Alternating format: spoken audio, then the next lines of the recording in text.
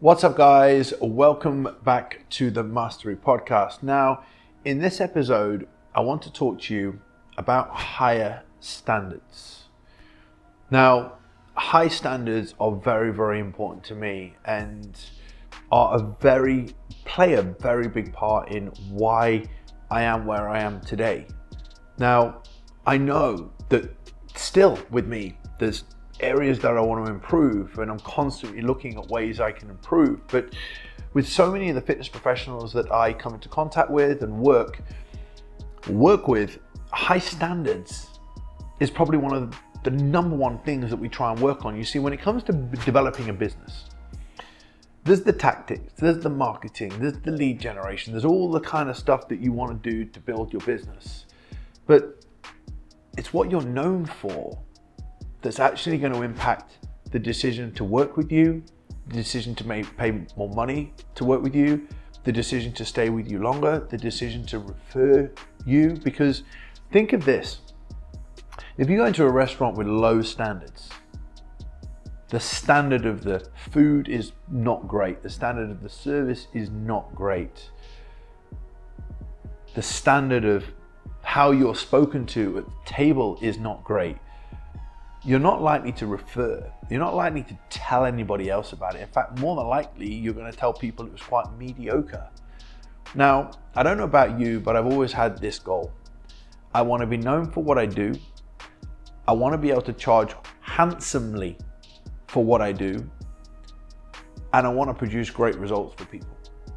Now, none of this has come as a result of having low standards. I've been able to achieve the reputation that I've got, the results that I've got, and also be known for the level of service we deliver because I've constantly raised my standards. If you raise your standards, what you expect of yourself, you will transform your business and you'll transform your life. You'll transform the opportunities you receive, the people that you get in front of. So when I look at this, I first and foremost think of your personal standards and your professional standards. These are a set of rules that you hold yourself to. And I always tell people, the only way that you can actually see what standards are and exist in the world is one, when you start to study them. Two, you start to study people with higher standards. And three, for me, you start to study service with higher standards. So as I was developing my career, I was thinking to myself, around me seems to be quite a lot of mediocre. What do I mean by that? People that are quite happy to be late for coaching, I watch that all the time.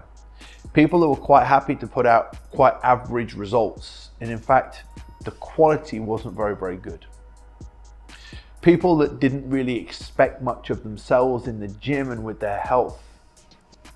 People that when they dealt with people just saw them as a commodity, as a client, and the in and the out. And what I kept looking at was, how can I do that thing a bit better? And that's when I started to come into contact with higher standards.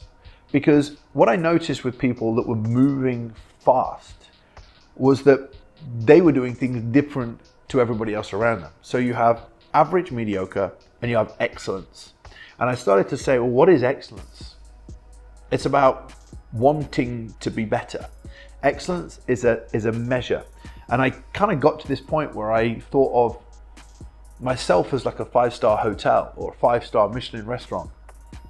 Now, any restaurant, any hotel is always trying to perfect what they're doing all times. So I was like, well, I know I'm going to be a work in progress. But if I start to identify what are some of the skills and traits that people have, and I remember reading Success Principles, which was a great book. I remember reading earlier in my years High Performance by Habits by Brendon Burchard. And I started to look at these things and started to realize that there is a difference between those that achieve a lot and those that stand still. So I started to go to hotels, I started to go to better restaurants, I started to travel in better class, and I started to realize that people were treating people differently. People were behaving differently. People were presenting things differently.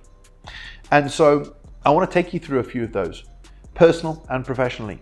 So personally, I look at things at how I present myself clothes? So as a personal trainer or an online coach, are you actually aware of how you're presenting yourself on video, on camera? Are you aware of what clothes you're wearing and whether they fit, whether they're clean? Are you aware of your beard? Is it the line sharp, or is your hair cut well? Are you speaking well and politely to people? Are you attentive to people? Do you listen to people? And so you can kind of start to audit yourself and say, well, if I improved this area and became very conscious of what I want and what I want to be regarded as, I can then start putting these standards in place and measuring myself on a day-to-day basis of whether I'm upholding them. You see, in 5-star restaurants, Michelin star restaurants, or 5-star hotels, they have sets of standards. They have codes of standards that they hold themselves to. But here's the deal. As a fitness professional, who is the CEO of your business? You. Who is holding you accountable to your standards and service? You should be. Where are your standards and service? Where are they? I will tell you, in my business, whether it's M10 Gym, whether it's our coaching concierge program, whether it's our personal training mentorship, we have codes of best practice. We have codes and standards. And what I love, I listened to this once from Sir Clive Woodward on a podcast. He said he has a process called teamship. And I discussed this not so long ago at our live event in Dubai. Teamship is a set of rules that people live according to as a team. The England rugby team, he took the England rugby team to win the World Cup.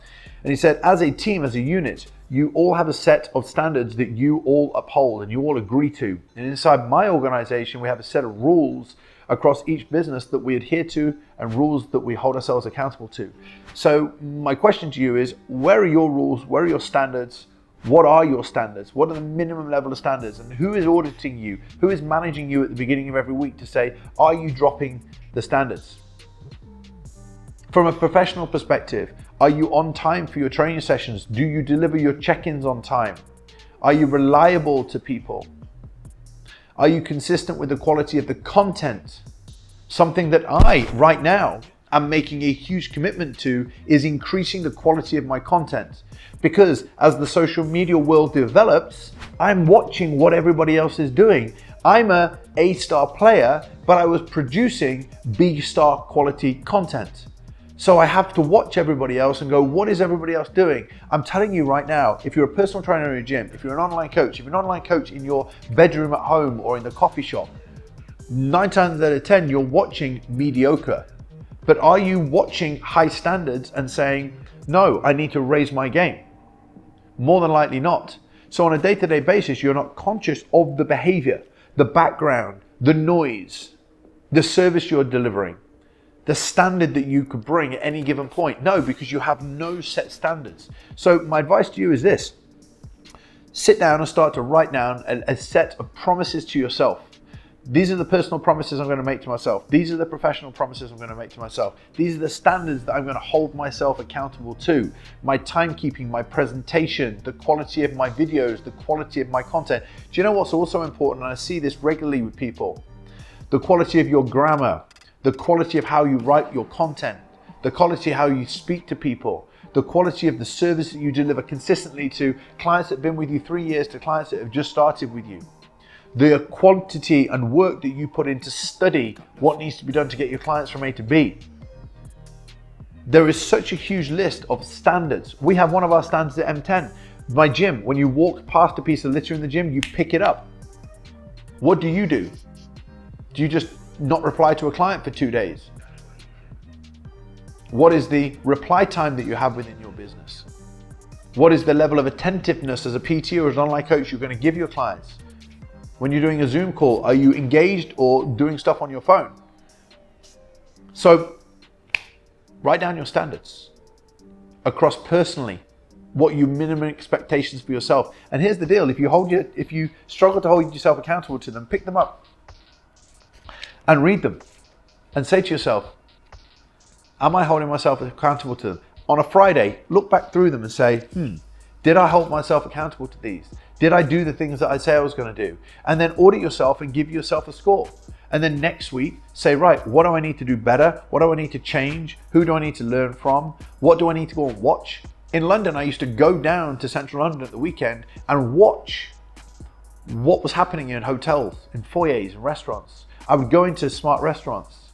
I'm living in Dubai right now. I would watch service in a restaurant. I get blown away by how well people treat you. But it's no wonder that I'm here with the standards that I've set for myself, my business, and my team. The work that we do with our team. How much time do you spend with your team? How much do you train your team if you have a team?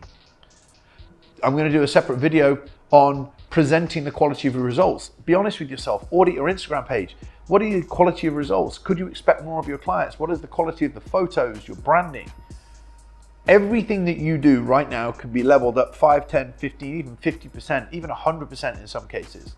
But I guarantee to you, if you run your business with better standards, you increase the quality of the client, the quality of the referrals, the amount that you could charge, and the amount of clients you actually achieve over time. The quality of your standards is reflective of the quality of your life and the quality of the business that you want to build. Change your standards, change your business, change your life. If you found today's episode helpful, please, if you're watching on YouTube right now, click like, click subscribe. If you're listening on iTunes, please, if you have any questions, if you've got some time, please go on my Instagram and share the podcast that's helped more people. And if you are in a position right now where you want to level up your standards, you want to know how your standards, by changing them, can dramatically change your business and your life, and you want our help, just go on YouTube, click the description. You can check out any of our coaching programs. You can go to the link in my bio on Instagram, check out any of our programs. We look forward to hearing from you very soon. Take care.